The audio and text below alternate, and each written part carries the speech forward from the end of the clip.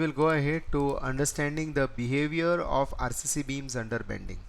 There are different modes of failures. The beam can fail in different ways, but the most desirable one is the tension controlled failure. We would prefer that the beam should preferably fail in tension rather than compression, because this would give us good amount of warning. It would give us caution.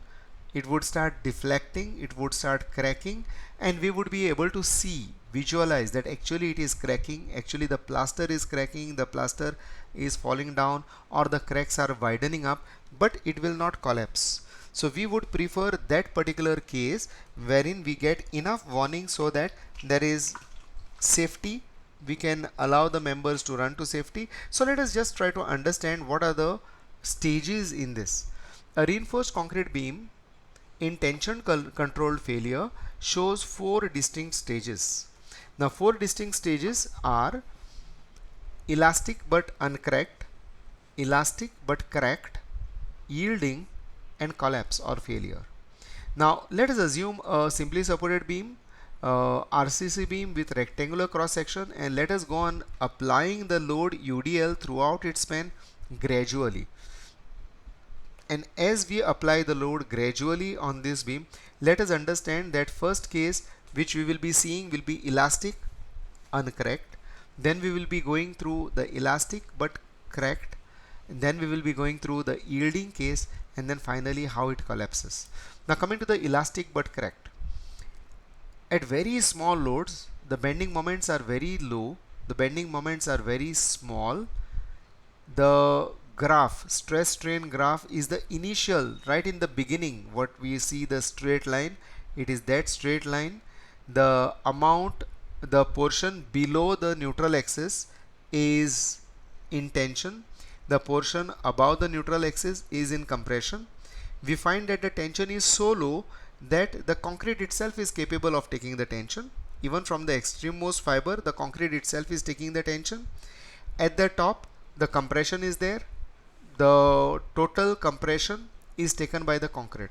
So at this point where the loads are very low, it is a very happy situation, absolutely no problem, no cracking at all. The concrete below takes part in resisting the tension. Well, some of the tension will be shared by the steel reinforcement also, which is there in the tension. So it is a very happy situation, no cracks. The concrete in compression is happy taking the compression. The bottom part of the beam, which is also in compression, which is also in tension, which has concrete also and steel also, both take part in resisting the load. And we find that the strain in steel is much less than its final strain.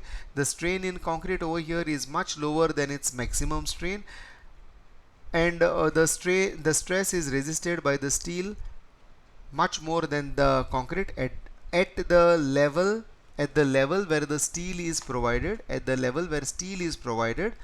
because of the factor M. We find that because steel is there over there, the steel will be taking much more stress than the concrete, but still concrete participates in resisting the tensile stresses. Both concrete as well as steel take part, though at that level the stress transfer is there. At this level where the steel and concrete is there, steel is placed, the stress gets transferred from concrete to steel and steel takes part in taking the tension. Now going to the next stage, we have just increased the load from the lower to slightly higher. It is elastic but cracked. Now this is the stage when normal working load or the service load is applied. Normal load is applied. Earlier it was very less load. Now we find that the flexural stresses in the bottommost fiber over here, the flexural stresses reach the maximum tensile stress. Now no sooner the concrete over here reaches maximum tensile stress, can you see that the cracks have got initiated. It is unable to bear the tension, so concrete cracks.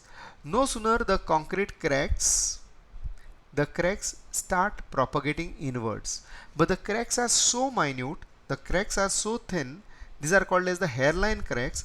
We cannot see it with the naked eyes. Seeing them directly becomes difficult. Sometimes they may be seen, but they are not very large cracks, they are very minor cracks.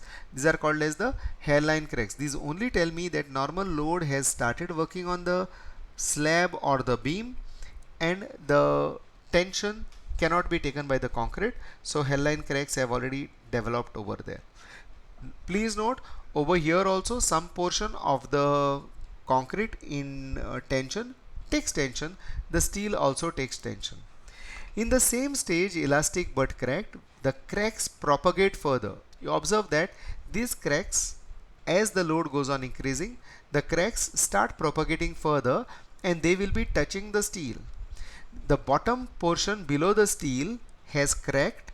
It cannot take that the bottom portion, when I'm saying it is the cover portion, the clear cover cannot take the tension. It is only concrete. It has cracked. All the cracks are hairline cracks.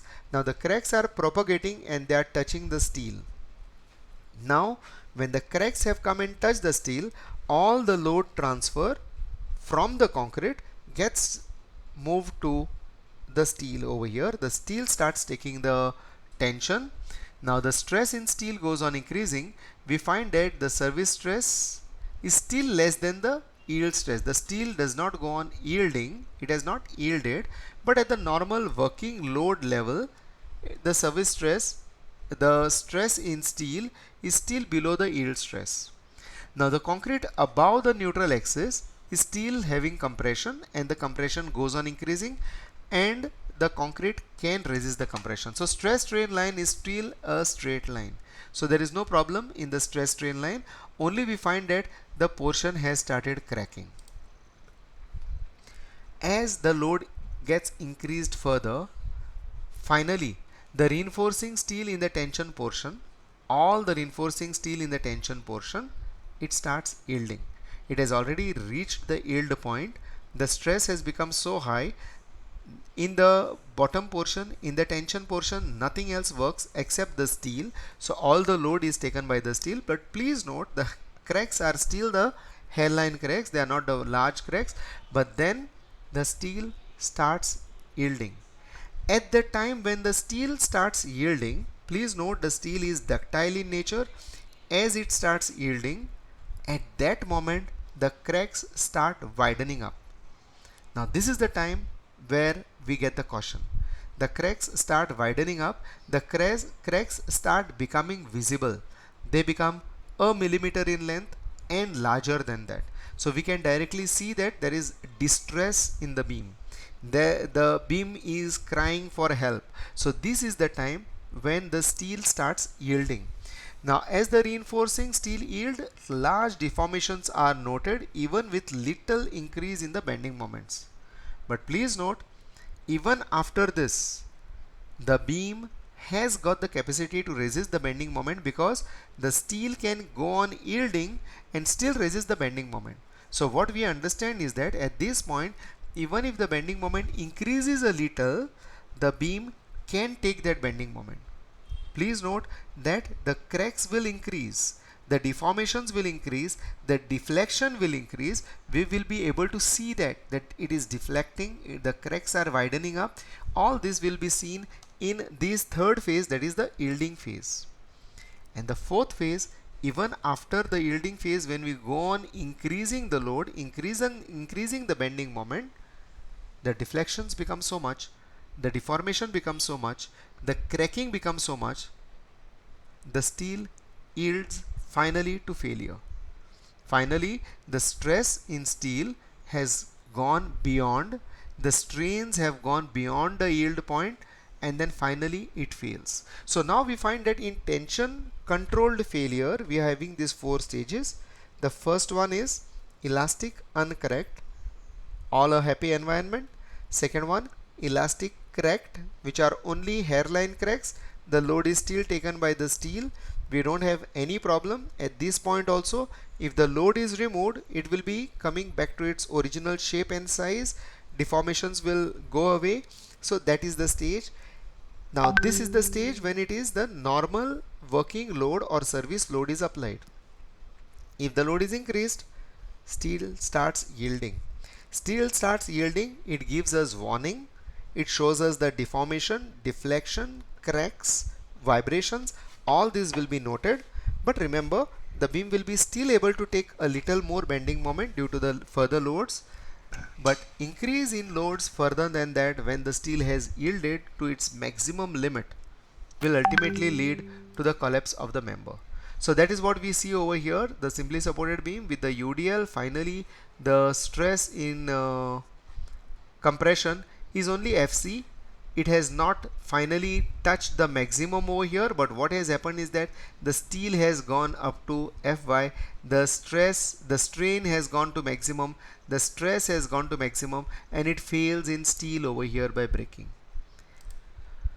Other failure modes of RCC. The failure modes of RCC beam, apart from the tension controlled mode which I have just discussed before, there are other modes which are compression controlled failure, wherein the concrete yields leading to collapse of the beam, and the balanced failure condition. We have two conditions. One is the compression control. Now what is this compression control? In the compression control, the deflections, the deformations are not similar to the previous one. The collapse of the beam in the tension control condition is slow, and it displays large deformation. This gives, in the tension control, it gives good amount of caution and warning to the occupants. It tells that there is a imminent danger, it is about to collapse. They also get an opportunity to escape to safety. So the people who are there in the building can run to safety, they can run away. So there are less chances of people dying, less number of casualties. So tension controlled is a better method because it is a ductile failure of the beam, and normally all over the world the engineers prefer this method while designing. So ductile failure or tension control condition is always used for designing the beams. Now what is the compression control failure? In the compression control failure, at the ultimate load, the concrete in the compression zone reaches maximum compressive strain of 0.0035. At this time, the steel does not reach the maximum. Steel is still there because we are trying, steel is much more in amount over there, so steel has not yielded. But in compression control, the concrete has started reaching its final yield point. In the previous one, we had seen that the steel had reached the yield point. Now over here in compression control, the concrete has reached the yield point. Now the problem is this. Initially, in the compression control, there are elastic, it is fully elastic behavior like in the previous case. The initial stress strain diagram is a straight line, absolutely no problem. But when it reaches ultimate load, when the concrete outermost compression fiber touches the maximum strain of 0.0035, even a small increase in load at this point, remember concrete is brittle, it will not yield so much, it suddenly collapses. After the strain of 0.0035, the concrete will crush, the beam will collapse. There is no warning given, there are no cracks developed, there is no deflection, no deformation, or when I say no, it is hardly any to be noticed, hardly any deformation, hardly any crack. Suddenly the collapse will occur. Normally the compression controlled condition beams we find are the ones which have more steel reinforcement. That's why the steel reinforcement has not yielded. The tension controlled condition has less steel, that's why it has yielded. The concrete has not yielded. Now the compression controlled failure, please note, the compression controlled failure can be understood to be having more steel than what should be there. So that's why these particular beams are called as over reinforced beams. Over reinforced beam, they are over reinforced, much more reinforced, whereas the tension controlled condition beams which have the full yielding of steel can be understood to be having lesser amount of steel, so they are termed upon as under reinforced beams. under reinforced beams. So tension control and compression control. So in compression control, we see over here the stress in concrete has reached its maximum, but the strain in concrete has reached its maximum. The stress is over here equal to the characteristic strength. The strain in steel is very low. The stress in steel has not even reached the yield point, and when it is just crossing this strain, this will crush and it will collapse. The middle line between the tension controlled and the compression controlled, in between the tension controlled and the compression controlled, is the balance condition. Now the balance condition is the ideal condition wherein both the reinforcing steel in tension as well as concrete in compression, please note, both the reinforcement in tension and concrete in compression both start yielding at the ultimate load. When we touch the ultimate load, both start yielding. That means for steel the strain is maximum, the stress is maximum. For concrete the strain is 0.0035. Now this is a condition which provides a balance between ductile failure, that is a tension controlled failure of the steel, and the brittle or the compression failure. Now this is known as the balance condition. For most of the people who start thinking of this condition, they feel that this is the best condition. But no, I would not refer to this balanced condition as the best condition, though steel as well as concrete is used to their maximum limits. Why? The only reason is that the beam has a ductile behavior till the time of ultimate load. Till the time of ultimate load, the steel goes on yielding. Steel will further also go on yielding, we don't have any doubt, if the load is increased more. But what will happen is the concrete on top, the outermost compression fiber, has already reached 0.0035. If loading is done more than that, the steel may yield, but the concrete at the top in compression will crush. The beam will collapse. The beam will have a serious problem even in the balance condition. So what I would recommend is, first thing is, let me just mention, the beam where steel reinforcement is less than the balanced reinforcement, the balanced beam reinforcement, wherein both the concrete and steel reaches the ultimate at the same time. How much steel we provide in that condition is the balanced steel or balanced reinforcement. The reinforcement wherein it is provided less than the balanced reinforcement is termed upon as under reinforced beam. That is the tension controlled condition. The reinforcement which is provided more than the balanced reinforcement is over reinforced beam. We have the compression controlled failure. Let me be frank, the structural designers always design the beams as under reinforced sections to make the way for a ductile failure or tension controlled failure, so as to give a sign of caution of approaching danger, so that the life and the property can be saved. It is in our hands when we are designing that we have to take care of the life and property. So all over the world, whenever we are designing, we always design as under reinforced sections and not the balance sections, or not over reinforced sections, or we always design for the tension controlled failure rather than the balance failure or the compression failure. So we find the balance condition diagram over here, where both the yield stress of steel as well as concrete have reached to their maximum. The strain has reached the maximum, the stress has reached the maximum. So that's the balance condition. So here we have understood the three types of failures: the tension controlled, the compression controlled, and the balance. Please remember, whenever we are designing, we will always design for the tension controlled failure.